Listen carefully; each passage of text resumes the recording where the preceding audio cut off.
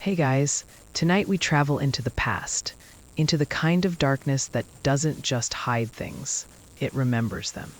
You've heard of ghost stories, of course, but tonight isn't about fantasy. It's about the real ones, the restless echoes that history never quite managed to bury. And, fair warning, you probably won't survive this story with your peace of mind intact.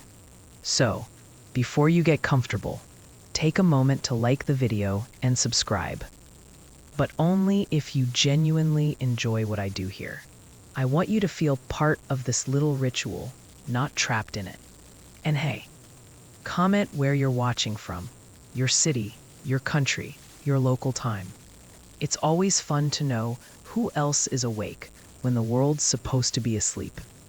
Now, dim the lights, maybe turn on a fan for that soft background hum, and let's ease into tonight's journey together. You find yourself standing at the edge of an empty corridor. Not one from a haunted house, but something older. The walls feel heavy, like they've absorbed too many whispers. It's strange how every old place seems to remember you before you even enter. You take a step forward, and the air thickens. There's no ghost here yet, not a scream, not a flicker, but the silence itself feels haunted, as if centuries of human grief have sunk into the floorboards. That's the thing about ghost stories. They're never really about the dead. They're about the living who couldn't let go. You see, every culture on Earth has told stories of those who stayed behind. From the hungry ghosts of Asia to the banshees of Ireland, from Egypt's Ka spirits to Mexico's La Llorona, each one speaks to a universal truth. We fear being forgotten as much as we fear dying. You walk further, your footsteps echoing. The sound bounces back, slightly delayed, as if the hallway itself is replying. It's not loud, just enough to make you think something else is walking with you in perfect rhythm. The historian in you tries to rationalize it. Echoes, acoustics, imagination. But the storyteller, the sleepless side of you, leans closer, listening to the faintest hum in the air. Ghost stories didn't start as entertainment. They started as warnings. Ancient people didn't invent hauntings because they liked fear. They did it to explain what they couldn't face: grief, guilt, or the injustice of something unfinished. Scholars still argue whether ghost lore grew from early ancestor worship or from the human brain's desperate need to find pattern in loss. But every time someone hears a whisper in an empty room or dreams of someone who shouldn't be there, the argument feels less academic. You pause at an open door. Inside, the light flickers weakly, a candle burning in defiance of time. On the table sits a cracked mirror, its reflection warped and unclear. For a moment, your reflection doesn't move when you do. You blink, and it's dawn. The mirror is just glass again. But that's the trick, isn't it? The haunted thing isn't the object. It's the moment. The split second when you believe something beyond reason is reaching for you. It's easy to think ghosts belong to castles, battlefields, or cursed mansions. But maybe they also haunt diaries, songs, even lullabies. You think of the soldiers who never returned, the lovers who died waiting, the mothers who whispered their children's names into the dark. That's the real haunting, not the rattling chains, but the echo of emotions too strong to die. As you keep walking, you start noticing portraits on the wall. Their eyes follow you, yes, but there's something else. Tiny inscriptions beneath each one. Mary Stuart, Oiwa, Elena, Shin Shi Huang. You realize they're waiting. You're about to meet them. The royal, the cursed, the faithful, the betrayed.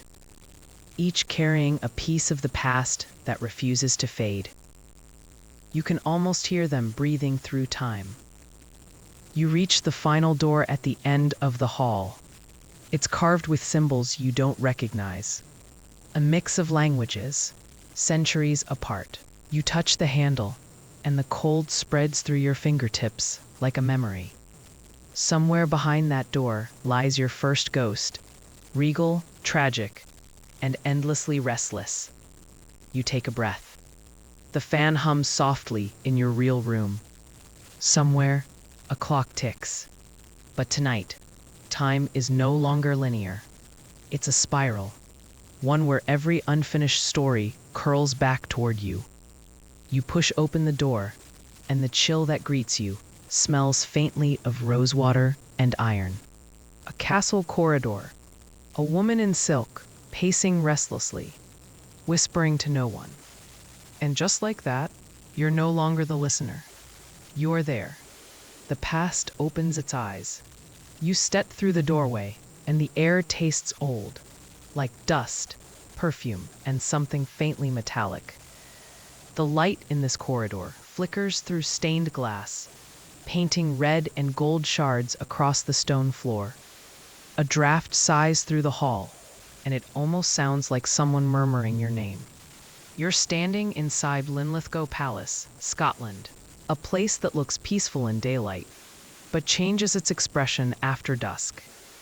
The wind moves through the broken windows like a living thing, and if you listen closely, you can hear a woman crying in a language that's long out of fashion.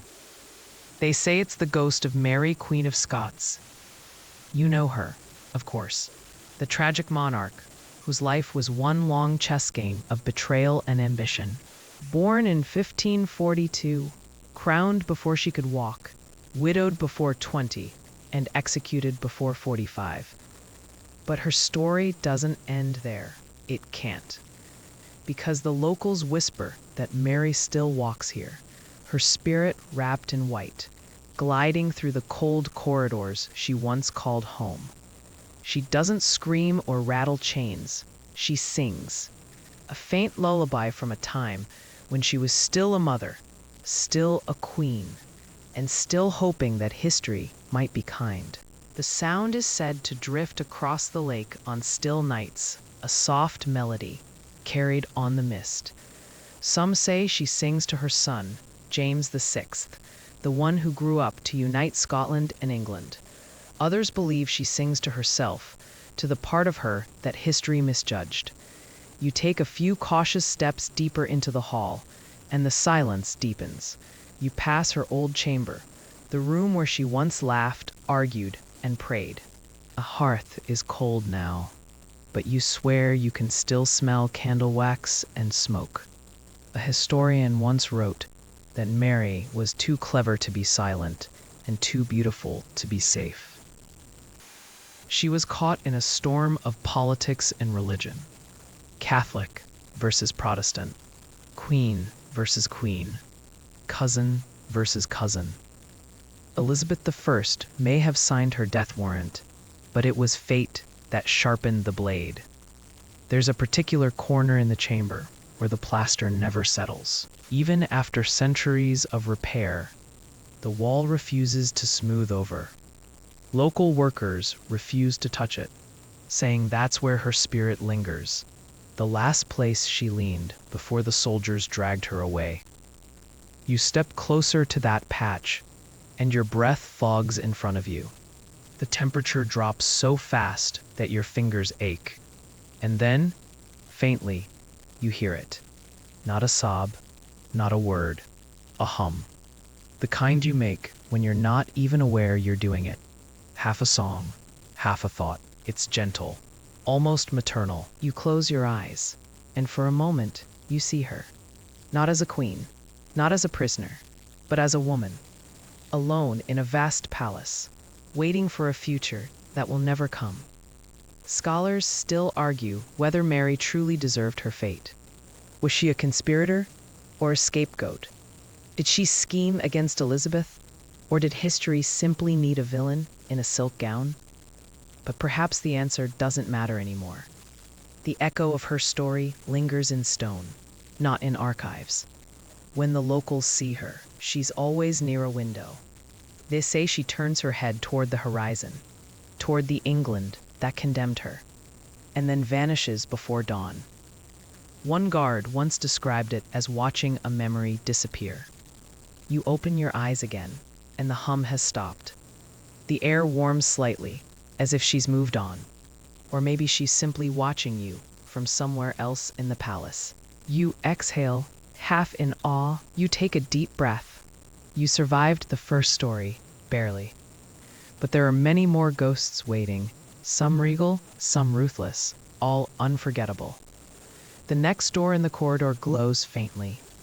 The air smells of incense and desert winds. You're leaving Scotland now, and walking toward a land of sand, gods, and tombs. The dead are waiting to be remembered again. The sand crunches beneath your feet as the palace air fades into the desert wind. You blink, and the world reshapes itself. Golden dunes rolling into the horizon, a dying sun melting behind a pyramid's jagged edge. The air hums with silence, the kind that presses against your ears like a heartbeat. You're standing near the ancient necropolis of Saqqara, Egypt, a place where the dead were treated better than the living. The sky burns orange, and every grain of sand seems to shimmer with secrets buried for 5,000 years. It's quiet, too quiet, until the faint sound of something heavy shifting beneath the sand catches your attention. You glance down. The sand ripples. You tell yourself it's the wind, but the pattern is deliberate, like fingertips brushing the surface from below. They say Egypt is the land of eternal life, but what they don't tell you is how obsessed its people were with defeating death. The pyramids, the tombs, the mummification. None of it was about dying gracefully. It was about staying, refusing to leave. And some succeeded. There's an old legend about the ghost of Imhotep, not the monster movie mummy version, but the real one. The polymath architect who built the first pyramid for Pharaoh Djoser. He wasn't a villain. He was a genius. A man so brilliant that later Egyptians began to worship him as a god. But genius has its price. They say Imhotep's spirit never found peace because his mind refused to rest. Every few decades, explorers reported seeing a tall, robed figure walking among the tombs at night, tracing invisible blueprints in the air with his fingers, whispering to the sand. One archaeologist in 1903 described it in his journal. The figure appeared to be measuring the horizon. When I approached, the shape dissolved into dust, but the sand beneath was marked with perfect geometric lines. You walk along the uneven path between stone walls carved with hieroglyphs, tiny gods, and prayers frozen mid-gesture. Your flashlight beam catches on a face etched into the rock. The eyes seem to follow you. Egyptian ghosts weren't like Western spirits. No translucent sheets or clanking chains. They called them Ach, the luminous ones. Souls so radiant they could manifest in both the mortal and divine worlds. Did the Egyptians truly see glowing spirits wandering the dunes? Or was it just the desert's strange play of light and heat? You pause. The air shifts. The heat fades suddenly, replaced by an impossible chill. The shadows stretch. A faint blue shimmer rises near the base of a crumbled mastaba. Not fire, not moonlight, but something in between. The shape of a man forms, tall, calm, hooded. His movements are measured, graceful, like someone calculating a cosmic equation. His hand drifts across the wall, and the hieroglyphs light up briefly, as if touched by memory. The images animate for a heartbeat. Men carrying stones, priests chanting, the birth of architecture. And then, just as quickly, it fades. You whisper, "Imhotep?" The figure turns slightly. The hood dips, acknowledging you. Then the wind picks up, scattering sand through him until all that's left is light, fading upward into the stars. You exhale slowly, but something in you feels honored, like you've just witnessed a craftsman still checking his work after 5,000 years. You start walking again. The dunes glow faintly under the moonlight, their curves soft and endless. There's another legend here too, one the locals don't like to talk about. It's about the Whispering Tomb. They say it belongs to an unnamed priest from the Old Kingdom who betrayed his pharaoh. As punishment, his name was erased from every inscription, a death worse than death. Egyptians believed that if your name was forgotten, your soul would vanish. But this priest refused. Each night, the wind that passes his tomb carries whispers, syllables that don't belong to any known tongue. The villagers say it's the ghost trying to speak his name back into existence. Once, a scholar from Cairo University tried to record the whispers. His device picked up faint static, and underneath it, a deep male voice saying, "Remember me." That night, the scholar's tent was found shredded from the inside. No footprints, no blood, just sand. You stop in front of a stone doorway, half swallowed by sand. The carvings are worn smooth, but the air leaking from it feels heavy, electric. You crouch down and whisper into the crack, not out of bravery, but curiosity. "Who are you?" The wind stills, and then, faintly, a whisper returns, not loud, but close enough that you can feel it brush against your ear. "Who are you?" You stumble back, heart racing. The desert is dead silent again. No wind, no movement. Just the faint hiss of sand shifting like breath. You realize something. Maybe the reason these spirits linger isn't because they fear being forgotten. Maybe it's because we keep remembering them. Every story retold, every name spoken aloud, it's a resurrection. A small one, but still powerful enough to stir the sand. And tonight, you're doing it again. You've said their names, you've walked their halls. No wonder they answer. You glance up at the stars, the same constellations they once charted for gods and pharaohs, the same stars watching you now. You turn away from the tomb, walking toward the horizon. The dunes begin to shimmer again, this time with the reflection of something else. A castle, a torch, a misty forest. You're leaving Egypt now, but the dead, they're still following. The sand softens beneath your feet, and as the world folds upon itself again, the dry desert air cools into damp fog. You blink, and now you're standing on the edge of a shadowy moor in northern England. The grass here moves like slow breath under the weight of mist, and far in the distance, a single lantern glows from the window of a crumbling stone manor. You pull your coat tighter as the wind howls across the empty hills. There's a faint smell of peat smoke and wet earth, the kind that lingers in old graves and forgotten stories. Welcome to Wuthering Manor, or what's left of it. The locals call it the house that never sleeps. Built in the late 1500s, it has seen more funerals than dinners, more weeping than laughter. Every caretaker, every owner, every poor soul who's ever spent a night here claims they've seen her. The lady in the window. They say she stands there on stormy nights, her face half hidden behind the cracked glass, waiting. Sometimes she knocks, sometimes she weeps, but if you ever knock back, she follows you home. You approach the manor, boots squelching through the mud. The wooden door is slightly ajar, creaking with each gust. As you step inside, the air changes, colder, older. The walls breathe dampness, and the faint echo of something metallic, perhaps chains, or maybe a memory, taps against the stone. You shine your flashlight up the grand staircase. Halfway up, a faded portrait hangs crooked on the wall. A woman with raven hair and pale eyes, painted in the style of the Elizabethan age. Her expression is soft but haunted, like someone caught between apology and accusation. You read the brass plate beneath, Lady Margaret Hailwick, 1592 to 1614. Only 22 when she died. The records say she drowned in the manor's pond on the night her husband returned from war. But the townsfolk whisper something else, that she didn't fall, she was pushed.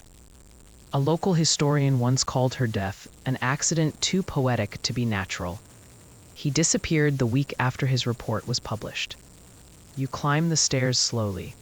Each step moans under your weight. Somewhere above, you hear a faint sound, like footsteps, light and deliberate, pacing back and forth. You whisper to yourself, probably the wind, but the wind doesn't wear heels. The hallway at the top of the stairs stretches into darkness. The wallpaper is peeling, revealing the bones of the house underneath. Wood, brick, something ancient. And then, through a crack in the wall, you glimpse movement. A faint glow, like candlelight. You push open a half-broken door. Inside is a child's room, untouched for centuries. A cradle sits in the corner, gently rocking on its own. You approach, heart tight, and see something carved into the cradle's wood. M.H. 1614. You whisper the name softly. Margaret Hailwick. The candlelight flutters, and the window fogs from the inside. You take a step closer, staring at the condensation. Slowly, as if drawn by invisible hands, letters appear across the glass. He's still here. Your throat goes dry.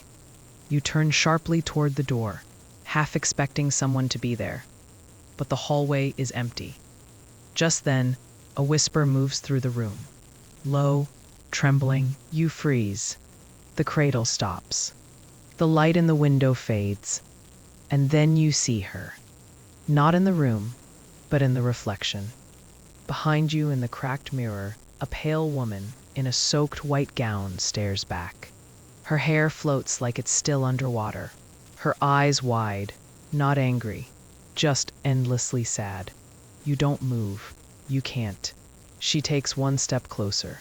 Her reflection doesn't match her movement. You whisper, "Margaret?" Her mouth opens. But the sound that comes out isn't a voice. It's the rush of a wave. A cold, salt-scented wind floods the room. And for a moment, you see her drowning all over again. Hands clawing upward through the dark pond, the moonlight slicing the water, her lips forming one word, home. Then the vision collapses. You stumble backward into the hallway, gasping. The door slams shut behind you.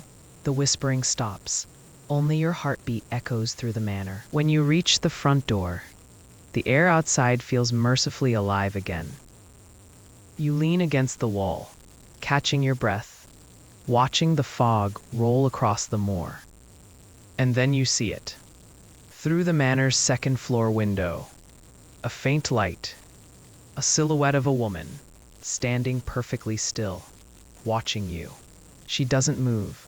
She doesn't fade. Just stands there, as the wind howls her name through the cracks. Margaret. You walk away slowly, but the sound follows you, across the field, an old lullaby hummed out of tune. Scholars still argue whether stories like hers come from guilt, or grief, or the human need to fill silence with something familiar. Maybe ghosts exist because memory demands them. Maybe they exist because we can't bear to forget. Either way, tonight, Lady Margaret Hailwick has found her audience again. And you've just been written into her story. A wind still hums that broken tune as you drift from the moors, and soon the damp chill of England gives way to a dry, ghostly heat. The kind that smells faintly of dust, incense, and something ancient, something sacred. You blink, and the fog clears into moonlight over pale stone. You're standing inside a courtyard of smooth marble, carved with spirals and eyes that seem to watch even when you don't look.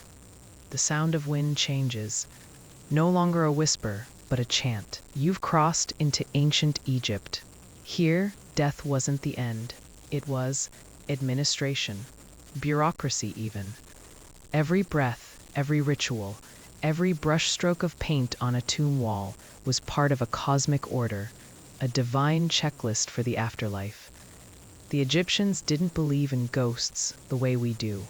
They believed in persistence. The spirit, the Ka, lingered as long as it was remembered, fed by offerings, songs, and the scent of burning oils. But when memory faded, when families stopped visiting the tomb. That's when things went wrong. You walk through the courtyard toward a darkened chamber, the air heavy with old perfume and desert air. Faded hieroglyphs line the walls, each one telling the story of a man who was supposed to rest forever in peace. Supposed to. A small inscription catches your eye, hastily scratched in the stone beside a grand mural of Osiris. He walks at night. He eats the breath of the living. You swallow. The historian in you recognizes that as a reference to Mut, the restless dead, spirits denied offerings, trapped between decay and remembrance. You shine your light deeper into the chamber. The beam glides across gold fragments, broken pottery, and a coffin, half open. The painted face on the lid stares up at you, serene and unbothered. You tell yourself it's fine, just an old tomb, an artifact. Then the air moves, not a breeze, a slow exhale, like something deep within the stone sighing after centuries. You glance around. The flame from your torch flickers violently and then steadies, but not on your breath. Something else is drawing the oxygen away. A voice murmurs behind you, soft, almost polite. Do you bring bread? You freeze. The tone is formal, ceremonial, the way priests once spoke to the gods. You turn and there's no one there. Just the walls, the mural of Osiris, and the sarcophagus, its lid slightly more open now than before. You take a shaky step backward. Dust falls from the ceiling, settling in slow motion. The voice again, closer this time, raspy and cold. Do you bring offerings? A shape stirs in the shadows. Not human, not fully. The air bends around it, like heat haze, but colder. You see the faint outline of something wearing the ghost of a linen shroud, its eyes faintly glowing gold, as if reflecting the firelight of a world long gone. You whisper the only thing that feels right. I come in peace. The shape tilts its head, its voice neither man nor woman, echoing like through an empty tomb. Peace is for the remembered. The air presses against your lungs. You feel it. Not a hand, but a pressure, like grief given form. You try to back away, but the chamber seems to stretch endlessly. The hieroglyphs shift under the flicker of your light. Symbols rearranging. Words you shouldn't be able to read. They whisper to you. Feed the forgotten, or join them. Then, just as suddenly, the presence fades. The chamber grows still. The flame steadies. It takes you a moment to realize your flashlight is shaking in your hand. You turn to leave, and something catches your eye. A pile of sand near the wall that wasn't there before. From it, half buried, protrudes a small clay figure, a shabti, one of those tiny servants buried to serve their masters in the afterlife. Only this one's face has been carved recently, and it looks like you. You don't touch it. You can't. You just step back, whispering an apology to no one in particular, and slip out into the open air. The stars above Egypt blaze brighter than anywhere else on earth. You breathe deeply, feeling their age, their patience. For a moment, you wonder, maybe these stars have watched every haunting that's ever happened. Maybe they don't see death the way we do. A gust of hot wind brushes your cheek. It feels almost like a farewell. Somewhere in the dark, a faint sound echoes. The shuffle of sand, the whisper of linen. You tell yourself it's the breeze. But deep down, you know the truth. Some spirits aren't bound to places. They're bound to being remembered. And now, one more soul, yours, remembers him. You stumble out of the Egyptian desert, heart still echoing with that ancient whisper. And when the world settles again, the sand becomes cobblestone beneath your feet. The air grows damp and heavy with fog, thick with the smell of old wine, burnt tallow, and something metallic. Blood, maybe. You're standing in a narrow Parisian alley. The year feels uncertain. Maybe 1789, maybe a little after.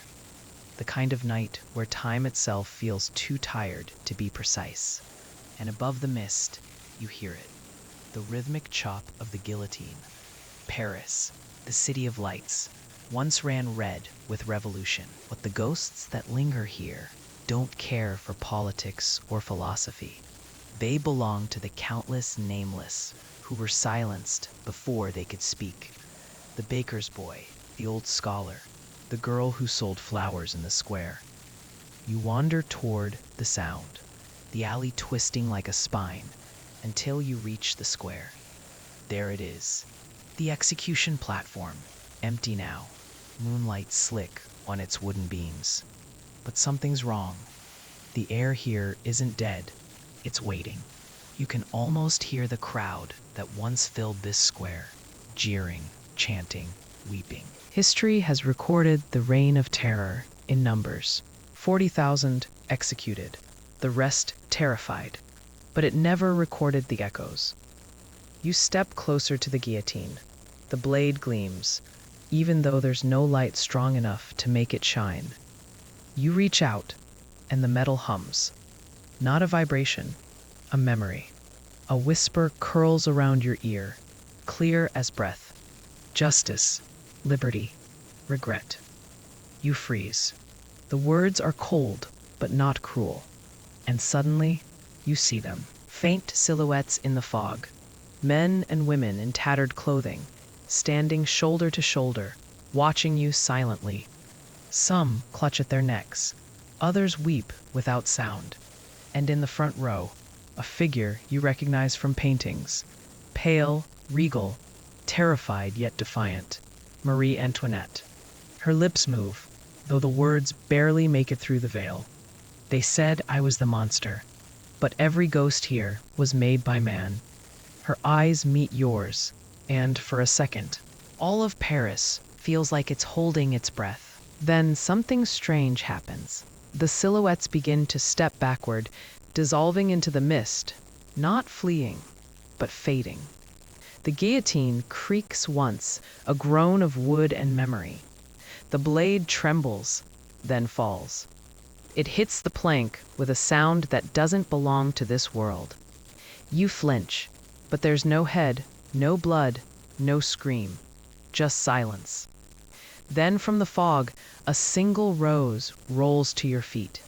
The stem is slick with dew, the petals black as morning silk.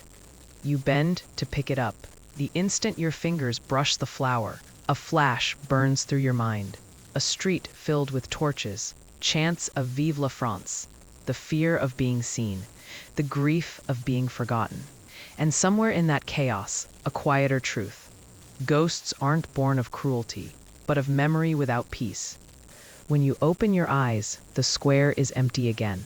No guillotine, no fog, just a fountain murmuring in the moonlight. You walk toward it, your footsteps echoing softly. You think of how revolutions are remembered as moments of fire and triumph, but never as whispers that come afterward. The streets of Paris are paved not just with stone, but with names that history decided not to repeat. Scholars still argue whether the phantom executions recorded in old police reports were mass hysteria, collective guilt, or something else entirely. But those who've stood here alone at night, those who felt the stillness vibrate with memory, don't argue. They just listen. As you turn to leave, the fountain ripples without reason. For a heartbeat, you see a reflection beside your own, a pale face framed in powdered hair, smiling faintly, not cruelly, just tired. Liberty, she whispers, her voice softer now. Even we seek it still. The ripples fade. The reflection goes quiet. You exhale slowly, the weight of centuries pressing against your chest. You whisper to no one, rest, if you can. The wind picks up again, carrying your words down the narrow streets, scattering them like rose petals. And as you walk away, the moon over Paris watches in silence. The same moon that once watched a revolution, and still, somehow, remembers every scream that ended in a whisper. The chill of Paris fades into something wetter, heavier. The sound of water lapping against wood, the smell of salt and decay. You open your eyes and realize you're standing on the deck of a ship. The wood creaks beneath your boots. The night sky spread wide and merciless above. The sea stretches into infinity, dark, rolling, restless. You can taste the dampness on your tongue. This isn't a warship, nor a merchant vessel. It's something quieter, sadder. The air hums with unease, with stories left unfinished.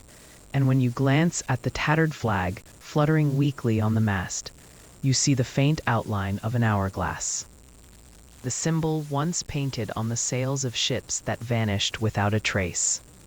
This is the Orang Medan, a legend among sailors, a ghost ship said to have drifted into the Strait of Malacca in 1947, its crew found dead, faces twisted in terror, no visible wounds. When a rescue team boarded, they found no signs of struggle, just frozen horror. And when they tried to tow the ship, it exploded. No survivors, no remains. Scholars still argue whether it ever truly existed. But tonight, as your hand trails the ship's rail, the wood feels too real, the mist too thick for it to be a myth.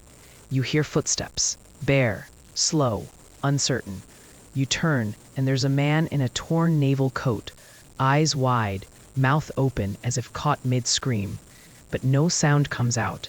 His skin glows faintly, not bright, just enough to make him visible in the fog. He points toward the cargo hold, his trembling hand dripping seawater. You swallow hard. "You want me to go down there?" No reply, but the silence feels like a nod. You descend the ladder, each step echoing hollowly. The smell worsens, salt and something chemical. The air grows heavier. You reach the bottom, where a few wooden crates lie shattered across the floor. Inside one, twisted metal canisters, leaking a faint white vapor. The fog curls upward, whispering as it rises. You step closer and see words stenciled faintly on the side of a canister. Property of U.S. military, 1945. Nerve gas, or something worse. You back away, but your boot catches on something. A body. A sailor, face frozen in terror, eyes wide open, teeth clenched in what looks like a scream that never made it out. You look around. The cargo hold is filled with them. Dozens. All in the same pose. And then you hear it, a faint tapping. Not random, but patterned, like Morse code. 2, 2. You rack your brain, translating automatically. It spells out, help. The tapping continues, faster, more desperate. But it's not coming from a wall. It's coming from inside one of the canisters. Your pulse spikes. You step back toward the ladder, fumbling for footing. The moment your hand grabs the railing, the tapping stops. Then, a hiss. White vapor bursts from the broken seal of a canister, filling the air with shimmering mist. It rises, twisting like a living thing, forming shapes, outlines of faces, of screaming mouths. You can't breathe. Your lungs burn, but you can't look away. The fog moves like it remembers, and in that choking haze, a voice, calm, distant, echoing like a recording played underwater. We died once for man's secrets. Must we die again to be forgotten? You cough, stumble upward, clawing toward the deck. When you reach the surface, the sky above is flickering. Lightning without thunder, as if reality itself is malfunctioning. You run to the rail, gasping, trying to find the horizon. But the ocean is gone. Only mist remains, thick and endless. And through that mist, faint lights appear. Hundreds of them, lanterns, floating on invisible waters. Each one carrying a silhouette. Men, women, sailors. Faces turned toward you, waiting. You whisper, "You were never buried." The nearest light flickers, a subtle nod, almost grateful. Then, one by one, the lanterns begin to drift backward, fading into the dark. When you turn, the Orang Medan is gone too. You're standing on an empty pier now. The wooden boards beneath you, slick with rain. A seagull cries somewhere overhead.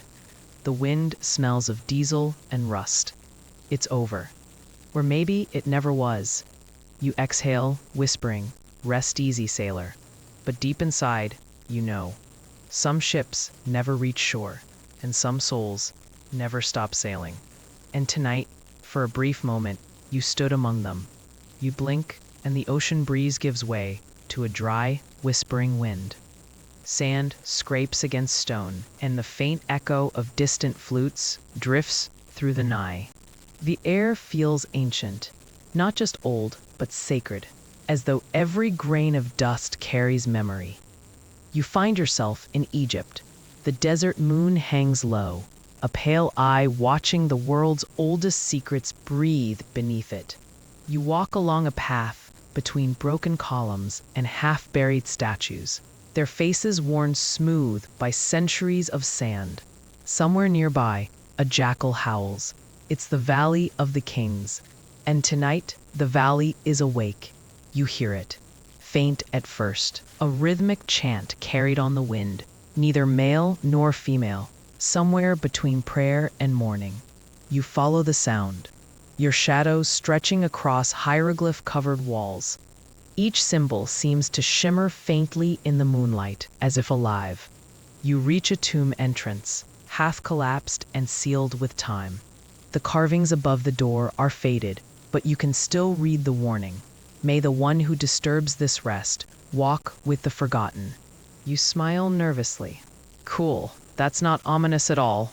Still, your curiosity wins. It always does. Inside, the air is stale, thick with the scent of myrrh and dust. You raise your light, illuminating the walls.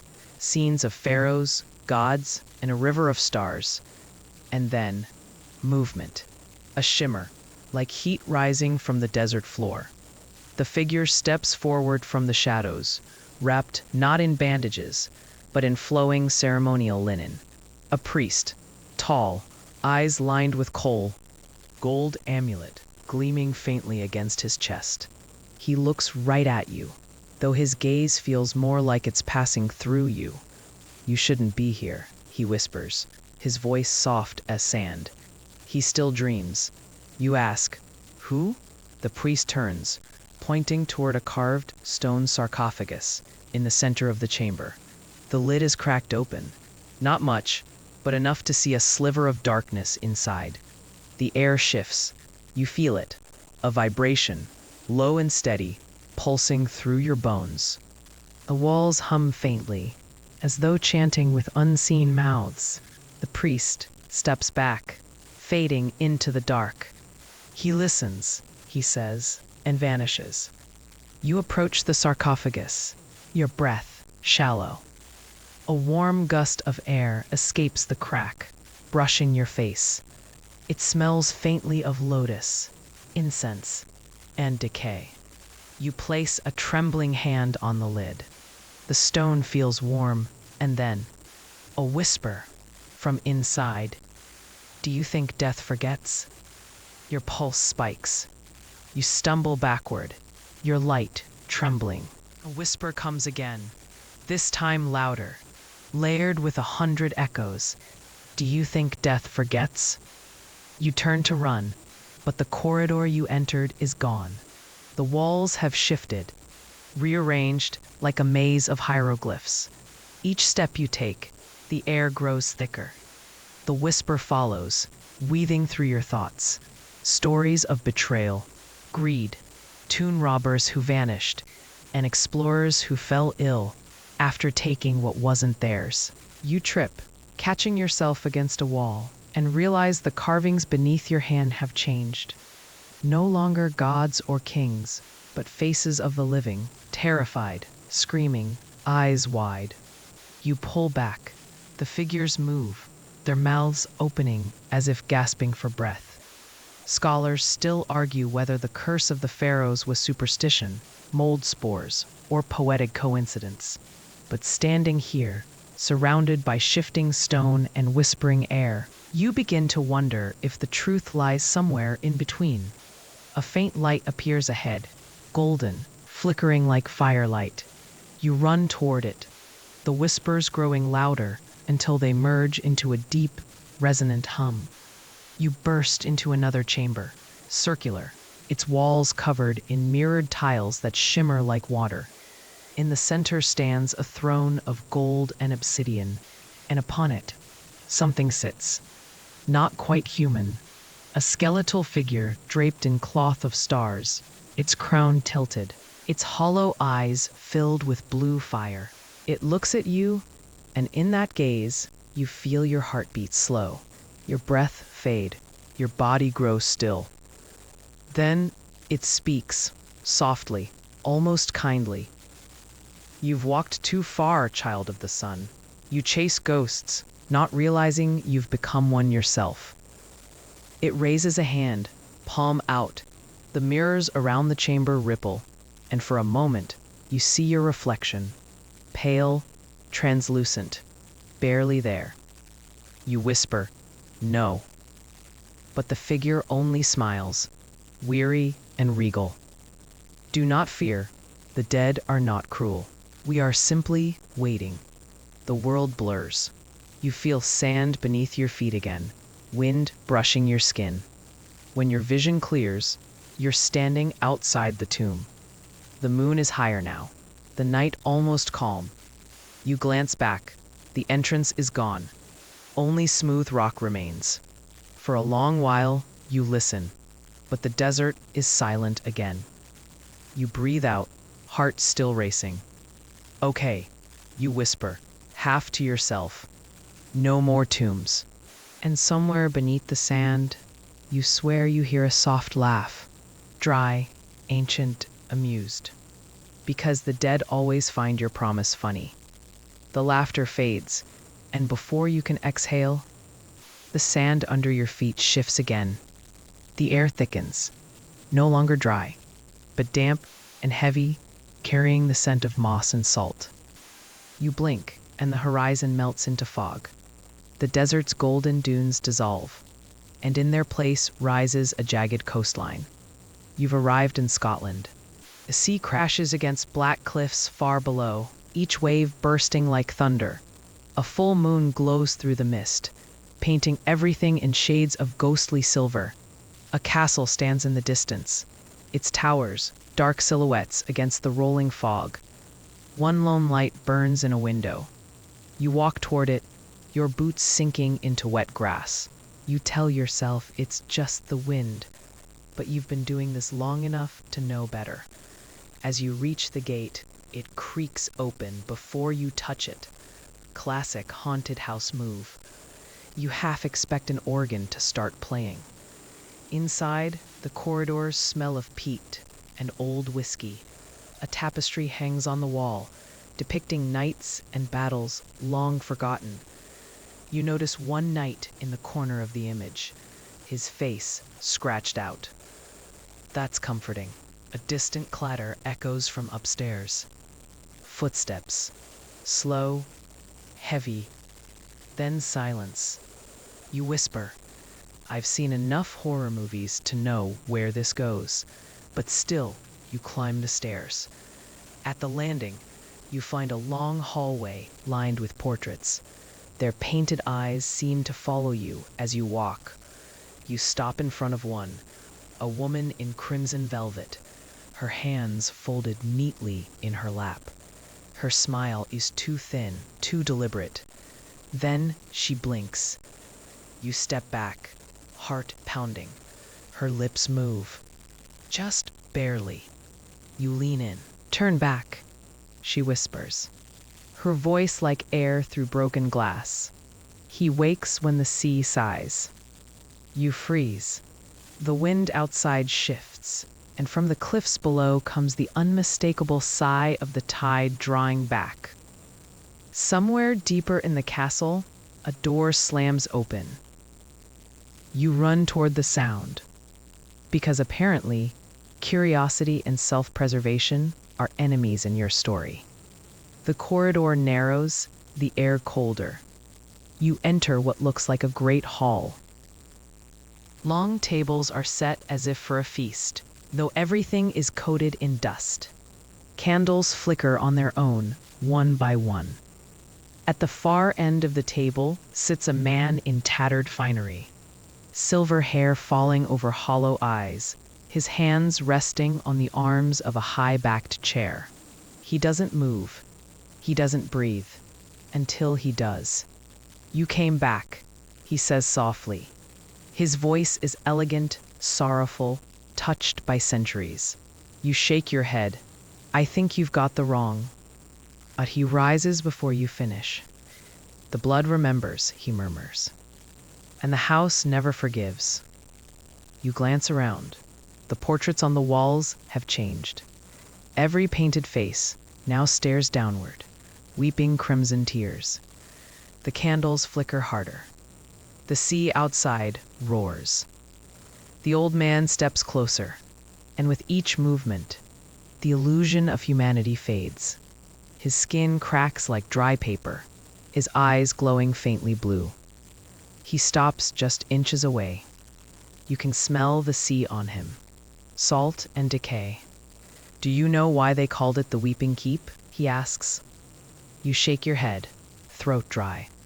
He smiles, sad and cold. "Because the stones cry for every soul the tide takes." The floor trembles. The sound of waves rises again, closer this time. Water begins seeping from between the stones, swirling around your boots. You turn to run, but the hall stretches impossibly long, an endless corridor of mirrors and moonlight. You catch your reflection and realize it's not moving with you. It stands still, staring, its mouth curved in a smile you're not making. You whisper, "Okay, nope." The reflection leans forward, pressing its palm against the glass. The mirror ripples, and your breath fogs the air. Then the old Nan's voice returns, softer, almost pitying. You walk among echoes. You listen to ghosts. Eventually, you'll become one of us. And just like that, he fades, his body turning to mist, scattering with the wind that now howls through shattered windows. You find yourself standing on the cliffs outside. The castle looms behind you, its light extinguished. The tide crashes below, and for a heartbeat, you swear you see pale hands reaching up from the water, beckoning. Scholars still argue whether the Weeping Keep legend was born from real tragedy, a noble family lost to a landslide, or if it grew from older Celtic myths about souls trapped in stone. Either way, it's said the cries of the drowned still echo on stormy nights, woven into the roar of the sea. You turn your collar up against the wind and walk away, muttering, "I'm going to start visiting beaches in the daytime from now on." But the sea doesn't stop sighing. And in the fog behind you, the castle lights flicker one last time, as if someone inside just wanted to wave goodbye. You walk for what feels like hours through the mist, your shoes squelching against damp earth. The wind still carries whispers from the sea, but they grow fainter, replaced by the rustle of trees. Gradually, the cliffs fade into rolling hills blanketed in fog, and an old forest rises before you, the kind that seems to have existed before memory. The trees twist and lean toward one another, their branches entangled like the gnarled fingers of old friends, or conspirators. You can smell the moss, rich and wet. The moonlight barely pierces through the canopy, but when it does, it paints everything silver, an otherworldly sheen that feels more dream than real. You hesitate at the forest's edge, but something tugs you forward. It's faint, like a child's laughter carried on the wind. You step in. The deeper you go, the quieter it gets. No birds, no insects, just your own breathing and that low hum of silence that feels alive. And then there, a flicker of movement. A figure darting between trees, small, fast. Another one follows, giggling softly. You squint through the fog and catch glimpses of pale faces, too pale right? You try to back away, but a voice calls from behind you, gentle as falling snow. You feel lighter, warmer. The world blurs at the edges, like you've stepped into someone else's dream. One of them takes your hand. Her skin is cold. "Dance with us," she says. You know you shouldn't. You absolutely, definitely shouldn't. But your body moves before your mind can argue. The music seems to come from the earth itself, a heartbeat rhythm, slow and ancient. The spirits twirl around you, their eyes glowing faintly, their smiles wide. You feel your pulse quicken, and then pain, a sudden, sharp pressure on your wrist. You glance down. Her nails dig into your skin, and you see a faint trace of blood. She licks it delicately, almost lovingly. Your stomach twists. You yank your hand back and stumble away, gasping. The laughter turns shrill, no longer playful, but hungry. The forest around you trembles. You run, branches whipping your face. The sound of footsteps, no, fluttering, following behind. Their voices rise, overlapping like a haunting choir. "Don't go. Stay. One more dance." You don't look back. You just keep running until the trees begin to thin and you burst out into the open. The cold night air hits your lungs like fire. You collapse to your knees, panting. The forest looms behind you, silent again. You look at your wrist. There's a small puncture mark, already bruising. "Great," you mutter. Haunted castles, vampire fairies. Next stop, therapy. You stand, brushing yourself off, and stare out at the valley below. Tiny lights twinkle from distant cottages. Somewhere a church bell tolls. Once, twice, thrice. Midnight. Scholars still argue whether the Beaban Sith myth was a reflection of real dangers. Wild animals, bandits, or even women cast out for witchcraft. Or if it was something more metaphysical. Pale figures, dancing in the moonlight, moving to a rhythm only the dead remember. You whisper, "Yeah, definitely not going camping again." The mist curls like fingers, almost waving goodbye as you turn and start walking down the road. And though the wind should be cold, it feels strangely warm on your neck, like a breath. You follow the winding road downhill, the forest shrinking behind you like a fading memory, though you can still feel it at your back, like eyes that refuse to blink. The air grows lighter, but not exactly safer. The moon hangs low now, tinted in rust red, bleeding through thin clouds. Somewhere, a wolf howls, though you're fairly certain wolves don't sound that human.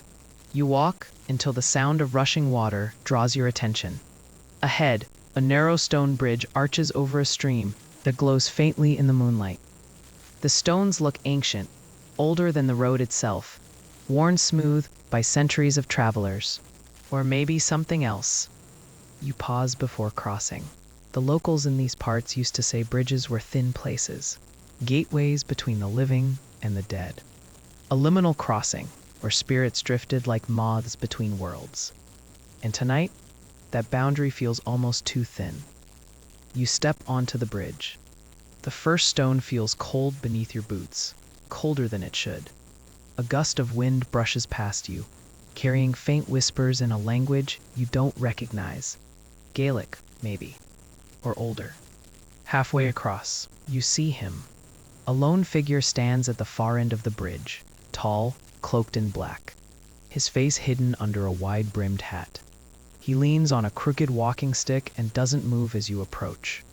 "Evening," you say, trying to sound casual, though your voice sounds small against the roaring stream. He tilts his head, slowly. "Evening," he replies, his voice smooth, almost kind, but with something underneath. An echo that doesn't belong. You notice something strange. The mist doesn't touch him. It swirls around, parting just before it reaches his feet. You swallow hard. "Just passing through." He smiles faintly. "Aren't we all?" You don't know what to say to that, so you nod and keep walking. But as you step closer, he moves to block your path. "Tell me," he says, Do you know who I am? You shrug, trying not to look as nervous as you feel. Creepy bridge guy? He chuckles softly. They used to call me the ferryman. Once, I guided souls across waters like these. Now, I only watch the living forget how close they walk to death. You freeze. For a second, you think, he's joking, right? But there's no humor in his eyes, only stillness. The kind that belongs to something long past pretending to be alive. He extends a pale hand, palm open. A toll, he says. Something small, something you can't replace. You stare at his hand. How about this snack bar? His lips twitch, almost a smile. No, he says softly, something that bleeds. You take a step back. Yeah, I think I'll find another route. He sighs, disappointed, like a teacher watching a student fail a lesson they should have known by heart. So few remember the old ways. The bridge was once sacred. To cross without offering was to invite company you didn't want. You don't wait to ask what that means. You turn and bolt. The air behind you explodes with the sound of rushing wind. You glance over your shoulder. The figure is gone. But now the fog has thickened, swirling violently. Shapes twist inside it, silhouettes that look almost human. They whisper as they move. You sprint the last few steps, diving off the bridge and landing on the far bank, mud splattering up your legs. You don't stop until you reach a cluster of rocks. Only then do you turn around. The bridge is empty again. The mist has stilled. The water flows as if nothing happened. You press your hands to your knees, panting. I am so done crossing bridges at night. From somewhere above, a faint tolling sound echoes. A single bell, slow and deliberate, not from a church, from beneath the water. The stream's glow flickers briefly. Not reflection, not light. Something else. Deeper. Scholars still argue whether tales of the ferryman were imported from Greek myth, Charon and his coin, or whether every culture developed its own version of the same fear, that the path between life and death always demands payment. You glance at your reflection in the dark water. For just a second, another face looks back. Hollow eyes, a faint, knowing smile. Then the ripples swallow it. You take a shaky breath, muttering, I'm adding no night bridges to my list, right under no haunted forests. The wind carries a faint laugh behind you, his laugh, before fading completely. And somewhere in the back of your mind, a whisper curls around your thoughts. You'll still have to cross someday. You walk on faster. The sound of water follows you much longer than it should. By the time you stop hearing the stream behind you, dawn feels a lifetime away. The road winds uphill again, lined with thorny hedges and old stone walls, covered in ivy. The moon still hangs above, pale and stubborn, as if refusing to leave this haunted stretch of earth. You see a small village ahead, the kind that looks like it hasn't changed since the 1700s. Cobblestone streets, thatched roofs, windows glowing dimly with candlelight. For a moment, you almost feel relief. Civilization, finally. But then you realize something's off. The streets are empty, every door closed tight, and yet every single window has a candle burning in it. You walk through the main square, a circular plaza with a fountain at its center. The water doesn't move, frozen still, as if even it refuses to make noise here. On the fountain's edge sits a small wooden sign, weathered but still legible. Do not extinguish the flame.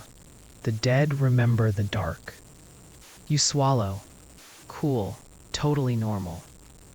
A faint, scraping sound catches your attention. You turn. At the far end of the square, a man stands in the doorway of a shop, his clothes old-fashioned, his posture stiff.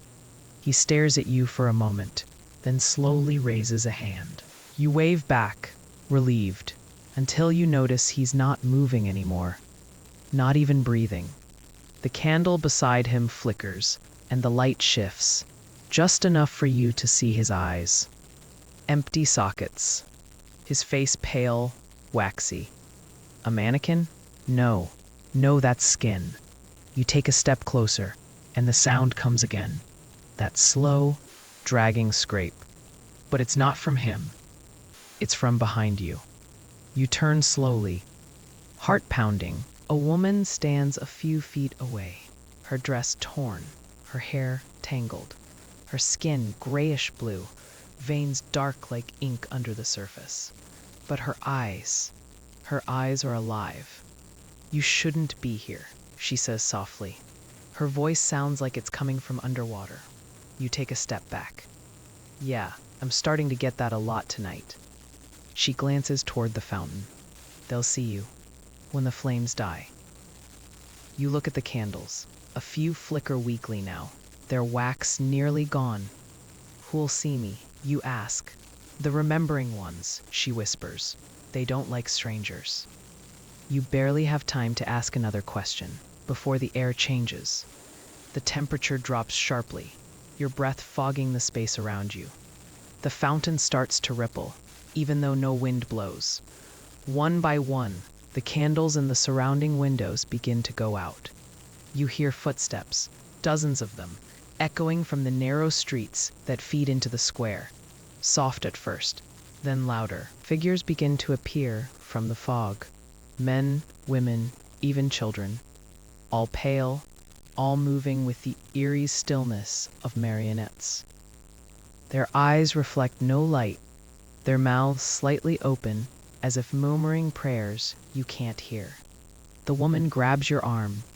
Run, she says. They remember the living by breath. You don't need to be told twice. You sprint toward the road that leads out of the village, heart hammering. Behind you, the whispering grows louder, a low, droning chant. The sound of bare feet on cobblestone chases you. You glance back once. Mistake number one.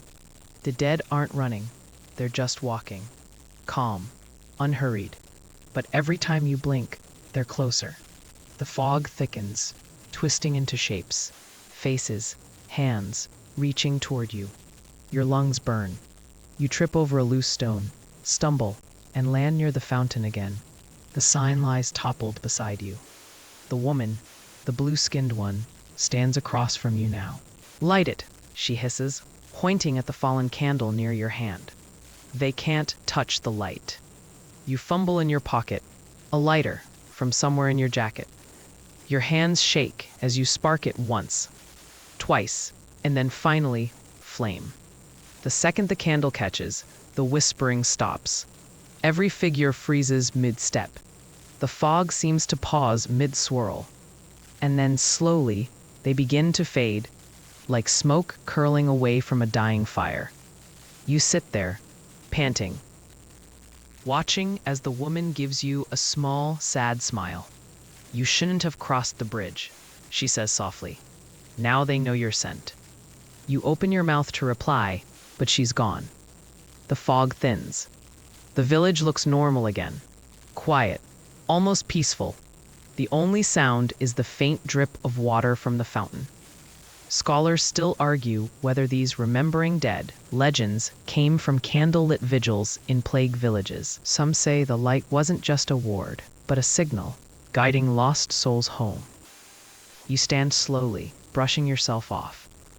The candle's flame dances in the wind, fragile but stubborn. You glance at it once more and murmur, "I'm leaving this one on." As you walk away, you could swear you hear faint laughter, the kind that sounds almost grateful. You don't look back. You've learned that much tonight. The road narrows again as you leave the candlelit village behind. The fog thins, but never disappears entirely. It just clings to the trees now, coiling around their trunks like restless smoke.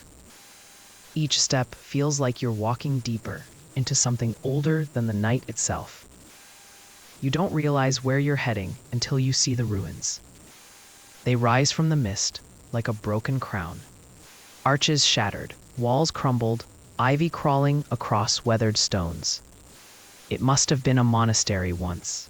You can almost hear the chants that once echoed between those walls, the hum of monks repeating prayers to a sky that never answered. And maybe, if you listen closely enough, they never stopped. The first sound is a low, rhythmic murmur. Not quite Latin, not quite anything human either. It comes from the center of the ruin, a circular stone courtyard, cracked and half swallowed by moss. You step inside. At the heart of the courtyard lies a sunken pit, wide and shallow, filled with rainwater, so dark it reflects nothing. Beside it stands a half-toppled stone cross. Its shadow falls directly across you, even though there's no moon above. You take a step closer, and that's when you see it. The carvings. Every stone around the pit is etched with symbols. Spirals, eyes, strange marks that look like teeth. A few seem freshly scratched, like someone or something was just here.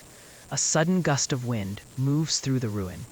You hear the whisper again, clearer this time. Not from your head, not from the air, from the pit. Sanctum, prohibitus, lumen fractum. You don't need a translation to understand what your gut already knows. Something sacred, something forbidden, something broken. Then, like a cruel echo, another voice joins in. But this one sounds closer, human, desperate. Help me. You freeze. It's faint but unmistakable, a voice calling from the pit. You edge toward the edge and look down. The water ripples softly, black and opaque. "Hello?" you whisper. No answer, just another ripple. Then the faintest glimpse, fingers breaking the surface, pale, trembling, reaching upward. You stumble back, heart racing, but the voice grows stronger now, pleading. "Please don't leave me down here." You hesitate. The rational part of your mind screams no, but the other part, the curious, foolish one, leans closer. The water clears just enough for you to see a face. It's yours. You jerk back, nearly falling, but the reflection doesn't vanish. It looks up at you with hollow eyes, the faintest grin on its lips. "You took my road," it whispers. "Now you take my place." The air shifts instantly. The temperature drops. The chanting starts again, louder, faster, as if the stones themselves are remembering a ritual long forgotten. The pit begins to tremble, rippling like it's alive. And from beneath, you see shapes moving. Hands pressing against the surface. Pushing, clawing, dragging themselves toward the light. You back away, tripping over a fallen stone. The ground feels like it's breathing under your palms. The shadows gather in the arches now, tall, faceless figures in robes, their outlines flickering like candlelight. They move slowly in a circle, heads bowed, murmuring prayers in that same broken language. One of them raises a skeletal hand and points straight at you. You whisper to yourself, "Nope, nope, nope," but it's too late. The reflection in the pit laughs softly, and you realize something horrifying. It's no longer matching your movements. It stands still when you move. It grins when you tremble. Scholars still argue. You hear yourself say, in that same hollow tone, whether these ruins were ever holy, or if holiness was the first lie they told. You blink. It's speaking your words, your rhythm. Then the reflection steps out of the water. There's no splash, no ripple, just the quiet sound of bare feet on stone. You stare, frozen, as it tilts its head and mimics your breathing. Then it smiles wider. "You'll keep the light burning, won't you?" The robed figures vanish all at once. The pit is still. The chanting stops. Only you and it remain. For a long moment, the two of you just stare. Then your reflection slowly reaches up and presses a wet, cold finger against your forehead. Instantly, the ruins dissolve around you. You're standing at the edge of a forest road again, the fog gone, the night silent. Your clothes are damp, your skin cold. You glance into a puddle by your feet, terrified of what you might see. But it's just you. Normal, breathing, alive. Still, as you turn to leave, a whisper rides the wind. Your own voice, calling faintly from somewhere far behind. Don't forget to light the candles. You walk faster. Scholars still debate whether medieval monasteries were built atop older pagan sanctuaries, holy ground stacked upon haunted soil. Perhaps faith was never about peace at all, but about taming what already lived beneath. You decide not to think too hard about that tonight. You've had enough theology for one lifetime. As the forest swallows you once more, you can't shake one last thought. If faith protects the living, who protects the dead? The fog has learned your name by now. It moves with you, coils gently around your shoulders as if guiding you somewhere you've already been in another life. You follow the trail of dying leaves until you reach a place where the earth itself seems to sigh. An abandoned manor, its windows hollow as empty eyes. The gate hangs crooked on rusted hinges. The nameplate reads Ravensbrook Hall, though most of the letters are chipped away. You can almost hear how it used to sound. Like wealth, like power, like something people whispered about at dinner tables with half-nervous smiles. You step through. The ground crunches underfoot. Broken glass, fallen plaster, brittle bones of birds that never found their way out. The hall stands silent, but silence doesn't mean empty. You feel it the way you feel static before lightning. Something waiting to charge, to awaken. The air tastes faintly of iron and perfume. You move through the entrance, past a grand staircase, curled like a serpent, up toward the landing where a single portrait still hangs. The woman in the painting watches you with a gaze too sharp for oil and pigment. Her hair is dark as crow feathers, her dress shimmering with threads of gold. But it's her eyes that hold you. Tired, unblinking, almost pleading. The plaque below reads, Lady Agatha Ravensbrook, 1813-1842. You do the math in your head. 29. Gone too soon. There's a legend here. You remember it suddenly. Lady Agatha was said to have vanished during a masquerade ball.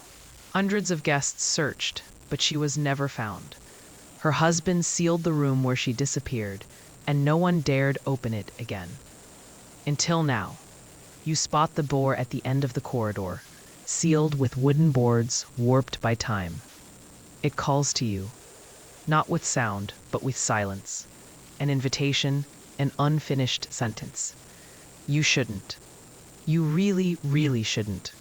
But of course, you do. The boards give way easier than expected, snapping like brittle twigs. The door creaks open and releases a gust of air older than dust itself. Inside, the ballroom sleeps, massive chandeliers tangled with cobwebs, mirrors tarnished into shadows, and a single grand piano with keys the color of forgotten smiles. For a moment, it's breathtaking. Then, music. A faint melody drifts through the air. Not from the piano.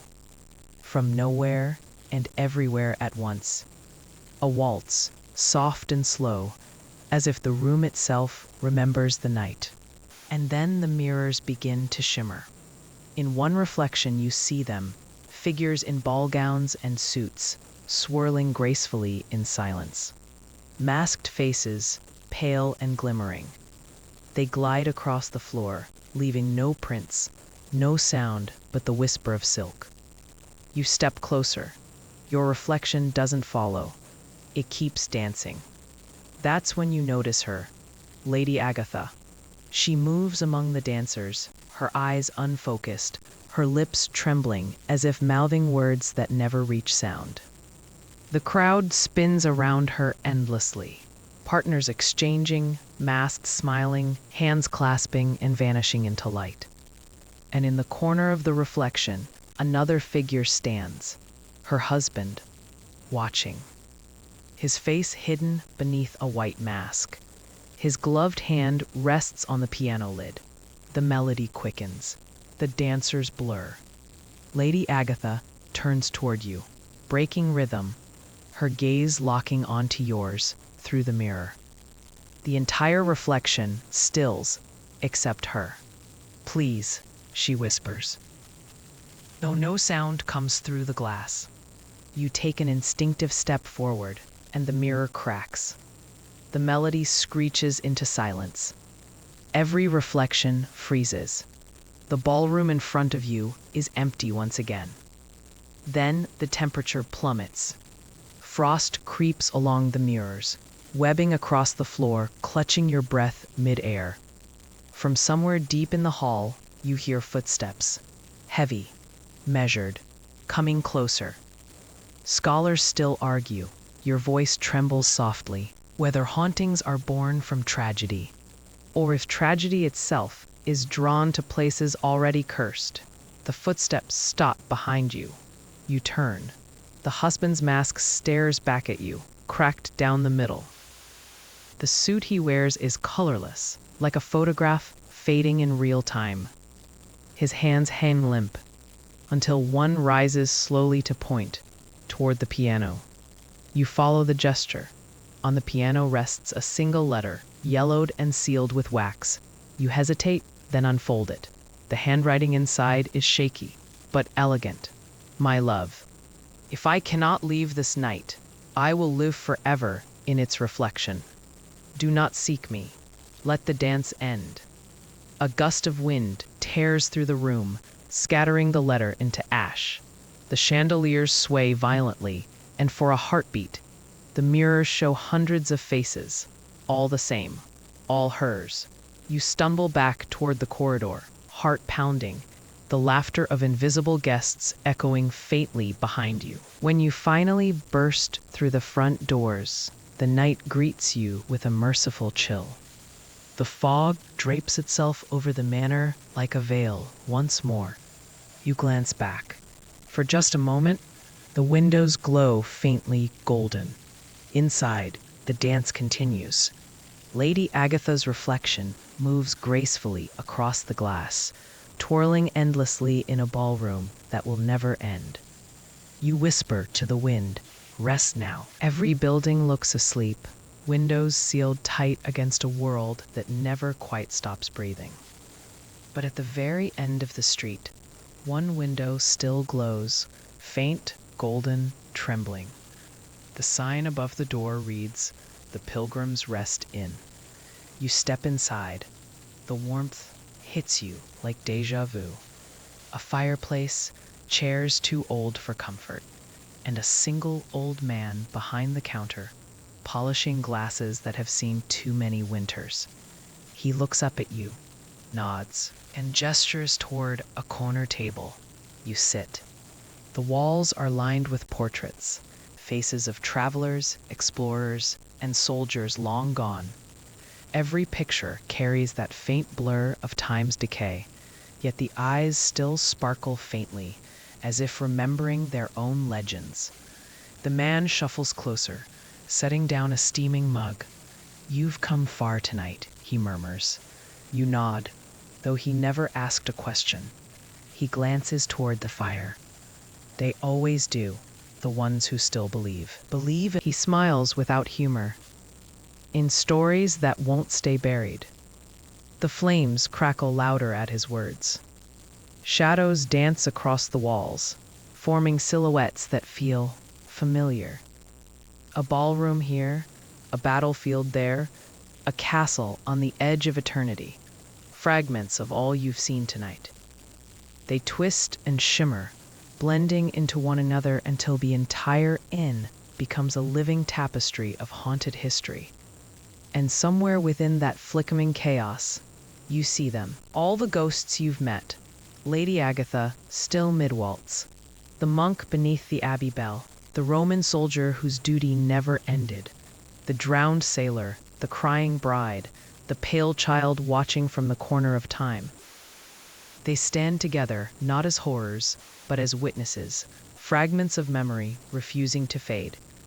You realize something then. Ghost stories aren't really about death. They're about persistence, about how humans, fragile and temporary as candlelight, can still leave behind a flame bright enough to outlast centuries. Maybe every haunted place is just history that refuses to give up. The innkeeper watches you, watching them. You hear them too, don't you? He asks softly. You take a slow sip of the drink. It's warm, almost sweet, but there's a strange metallic tang beneath it, like old coins or tears. Yeah, you whisper. They never really stop talking. He nods. They never will. The fire suddenly dims, collapsing into embers. The portraits fade to gray. The old man's voice lowers to a whisper. They follow the ones who listen. You blink. The inn is empty. No man. No voices. Just the faint hum of a distant wind, like a lullaby sung from the other side of a dream. You stand, stepping out into the night. The air is colder now, but clean, like a page turned, like the quiet after confession. The fog parts gently before you, as if recognizing that your story with it isn't over, just paused. Somewhere, an owl calls. The stars are faint, but steady. And as you walk back down the lane, you think of all those restless souls. You think of their fears, their regrets, their laughter that time refused to silence. And you realize that maybe being haunted isn't always a curse.